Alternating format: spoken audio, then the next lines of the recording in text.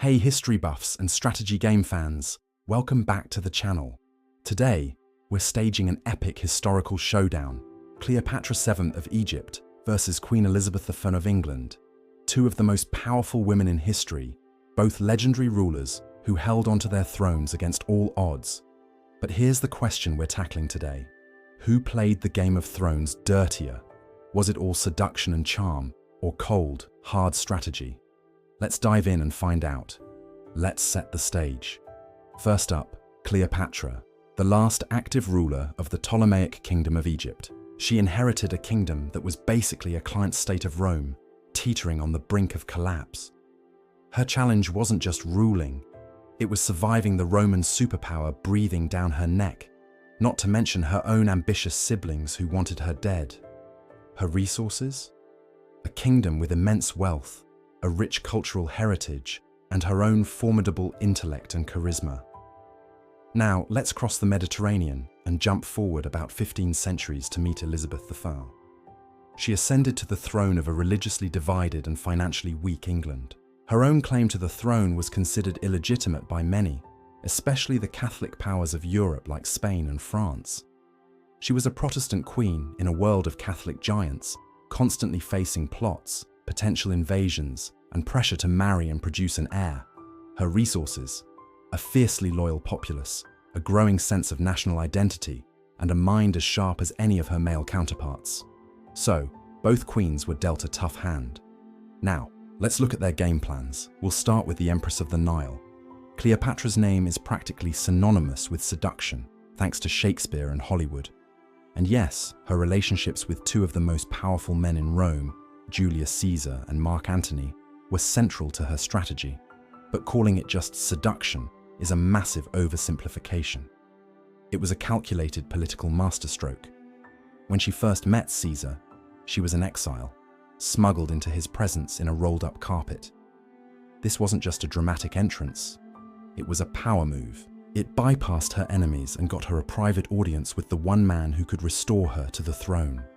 She presented herself not as a conquered queen, but as a goddess, a worthy partner. The relationship that followed wasn't just romantic, it secured her crown and produced an heir, Caesarion, linking her dynasty directly to Rome's most powerful man. This wasn't just playing dirty, it was playing for keeps, using romance as a weapon of statecraft. After Caesar's assassination, Rome was plunged into civil war. Cleopatra didn't panic. She assessed the new players and backed Mark Antony.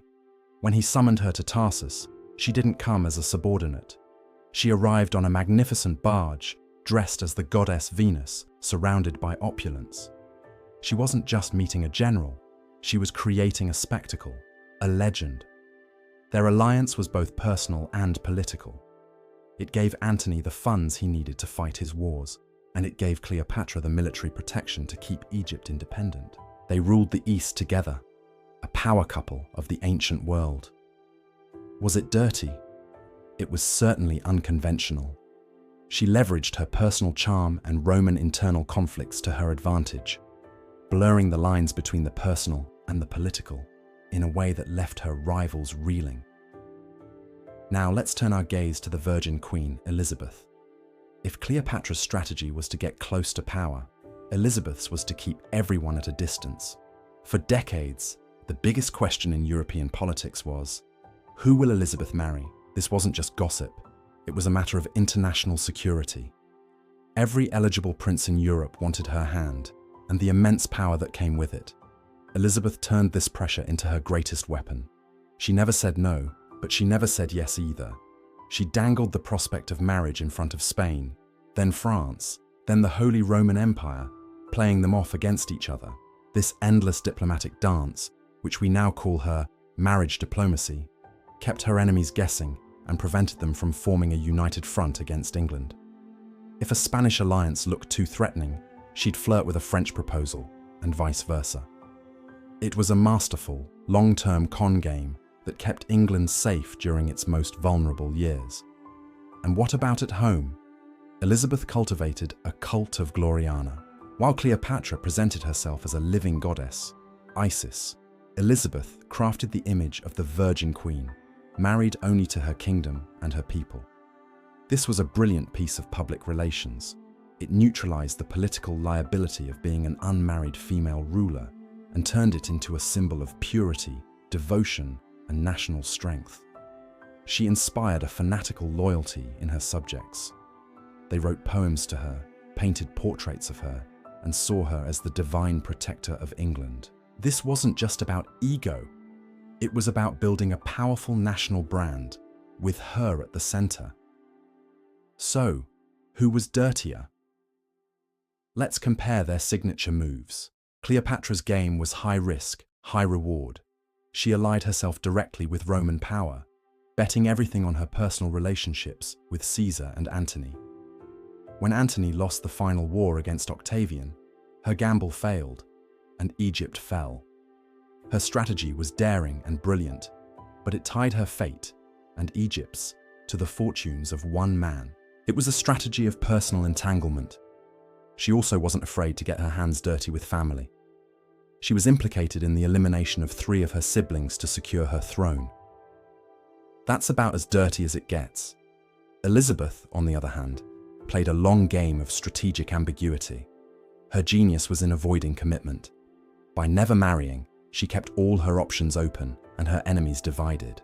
She was also ruthless when she had to be.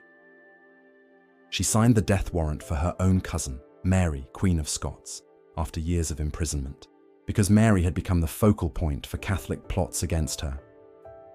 It was a cold, calculated move to eliminate a threat, a decision that haunted her but secured her reign. She also sanctioned state-sponsored piracy, with sea dogs, like Sir Francis Drake, plundering Spanish ships. It was a form of undeclared dirty warfare that enriched her treasury and weakened her greatest rival. So, let's have the final verdict. Cleopatra played a dazzling, high-stakes game of personal politics. She used romance and alliance as offensive weapons, boldly inserting herself into the heart of Roman power. It was brilliant, but ultimately fragile. Her dirty moves were often deeply personal and intertwined with love and dynasty. Elizabeth played a colder, more patient game of defensive strategy. She built walls, not bridges. Her dirty moves were acts of state-sanctioned espionage, piracy, and political execution, all shielded by a carefully crafted public image of purity. Her strategy was less glamorous, perhaps, but it was incredibly effective, allowing her to rule for over 40 years and usher in a golden age. So who played dirtier? It depends on your definition. If dirty means blurring the lines between love and politics and using personal relationships as pawns in a geopolitical game, then Cleopatra takes the crown.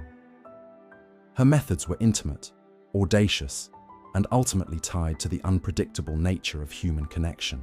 But if dirty means cold, calculated, and ruthless statecraft, sanctioning piracy, executing a rival queen, and stringing along the whole of Europe for decades in a masterful diplomatic deception, then Elizabeth I might just be the winner.